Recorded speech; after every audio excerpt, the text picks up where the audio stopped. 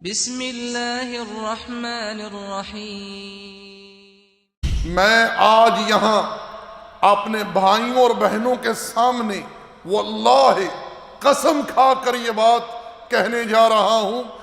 اگر آپ چاہتے ہیں کہ آپ کی ہر دعا رب ذوالجلال قبول فرمائے تو اپنے والدین کے ساتھ حسن سلوک کیا کریں، ان کی فرما برداری کیا کریں جائز معاملات میں، اور ان کے حقوق کا خیال رکھا کریں، ان کے حقوق کا خیال رکھا کریں۔ میرے بھائیوں، ماں باپ کا جو مقام ہے، اس مقام و مرتبے کو، اس شان کو بیان کرنے کے لیے فقط رب ذوالجلال کا یہ فرمان ہی کافی ہے، اور تیرے رب نے یہ فیصلہ کر دیا ہے، یعنی تم پر اس بات کو واجب کر دیا ہے کہ تم بس اسی ہی کی عبادت کرو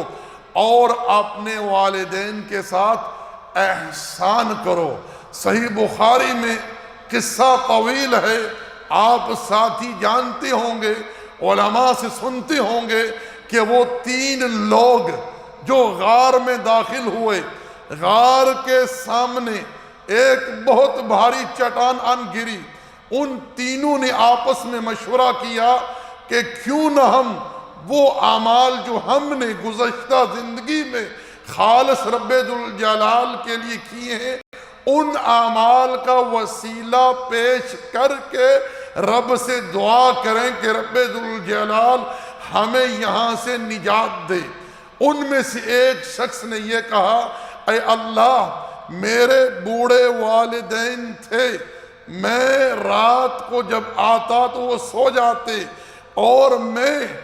دودھ لے کر ان کے سرہانے کھڑے رہتا کہ جب وہ بیدار ہوں تو میں ان کی خدمت میں دودھ پیش کروں۔ اے اللہ، تو خوب جانتا ہے کہ میرا یہ عمل خالص تیری خوشنودی کے لیے، تیرے قرب کے لیے تھا، اے اللہ ہمیں یہاں سے نجات دے۔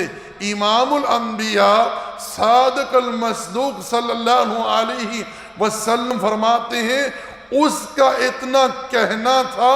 کہ چٹان جو ہے اپنے راستے سے ہٹنا شروع ہو گئی۔ اللہ اکبر۔ تو یہ حدیث اس بات پر دلالت کرتی ہے کہ والدین کے ساتھ حسن سلوک کرنا، ان کے حقوق کا خیال رکھنا، ان کے ادب کو مد نظر رکھنا، ایسا کرنے سے انسان کو اللہ کا قرب حاصل ہوتا ہے،